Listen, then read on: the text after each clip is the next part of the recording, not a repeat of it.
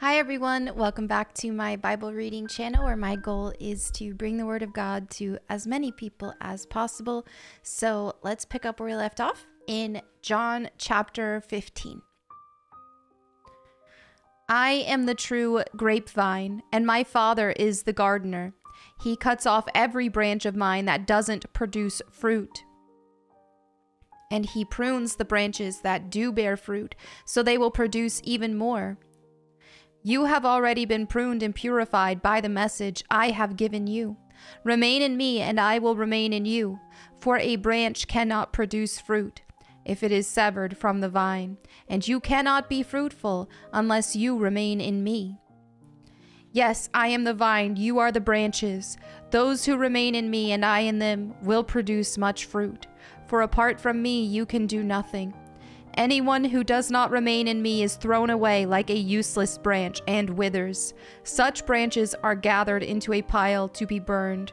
But if you remain in me and my words remain in you, you may ask for anything you want, and it will be granted. When you produce much fruit, you are my true disciples. This brings great glory to my Father. I have loved you, even as the Father has loved me. Remain in my love.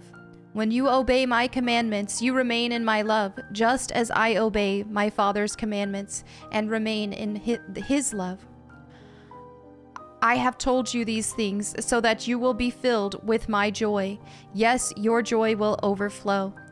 This is my commandment. Love each other in the same way I have loved you.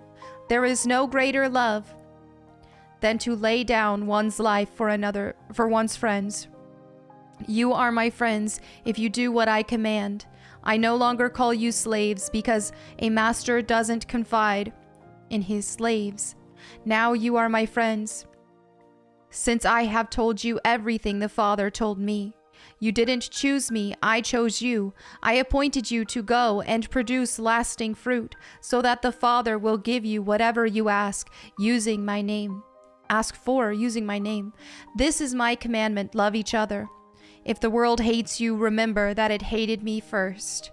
The world would love you as one of its own if you belonged to it, but you are no longer part of the world. I chose you to come out of the world, so it hates you. Do you remember what I told you? A slave is not greater than the master. Since they persecuted me, naturally they will persecute you.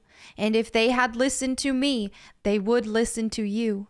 They will do all this to you because of me, for they have rejected the one who sent me. They would not be guilty if I had not come and spoken to them. But now they have no excuse for their sin. Anyone who hates me also hates my Father.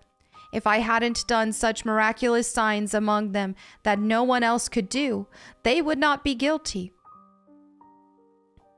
But as it is, they have seen everything I did, yet they still hate me and my Father.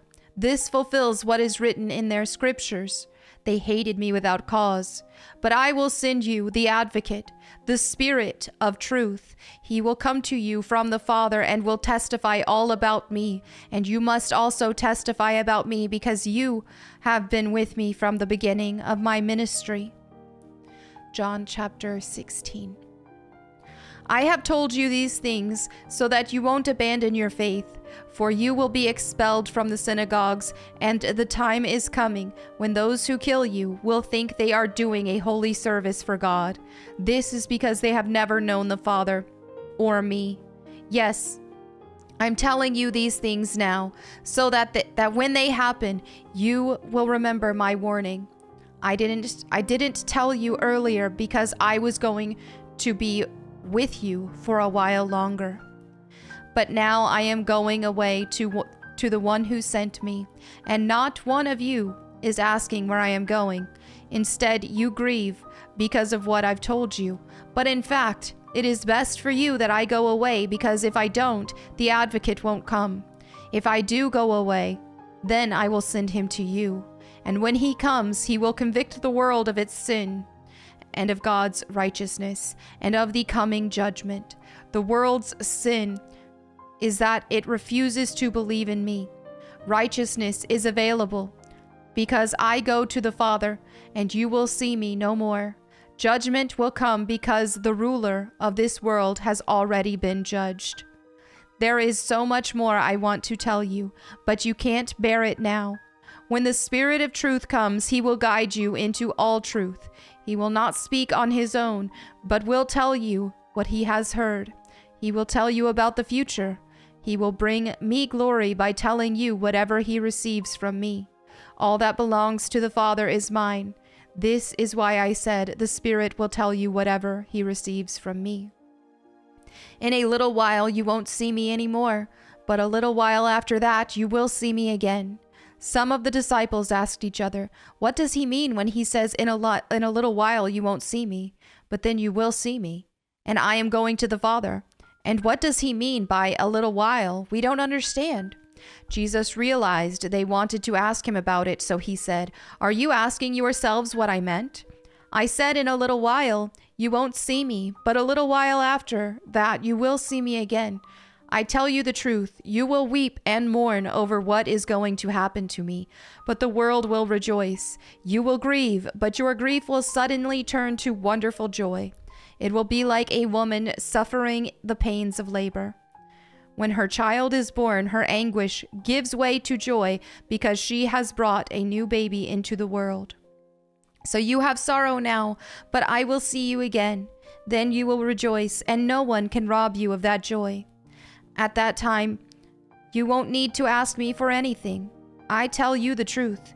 You will ask the Father directly, and he will grant your request because you use my name. You haven't done this before. Ask using my name, and you will receive, and you will have abundant joy. I have spoken of these matters in figures of speech, but soon I will stop speaking figuratively, and will tell you plainly all about the Father. Then you will ask in my name. I'm not saying I will ask the Father on your behalf, for the Father himself loves you dearly because you love me and believe that I came from God. Yes, I came from the Father into the world, and now I will leave the world and return to the Father." Then his disciples said, "At last you are speaking plainly and not figuratively. Now we understand that you know everything, and there's no need to question you. From this we believe that you came from God." Jesus asked, "Do you finally believe? But the time is coming, indeed it's here now, when you will be scattered, each one going his own way, leaving me alone. Yet I am not alone because the Father is with me. I have told you all this so that you may have peace in me. Here on earth you will have many trials and sorrows, but take heart, because I have overcome the world." Whew, what a good one to end on, my goodness. So there you have it for today's Bible reading. Thank you all so much for your fellowship. As always, if you have any prayer requests, feel free to leave those in the comments below so that myself, my prayer team, or anyone who reads them can pray for you. And thank you all again to everybody who has prayed for me as well. Thank you again. I'll see you tomorrow. God bless and goodbye.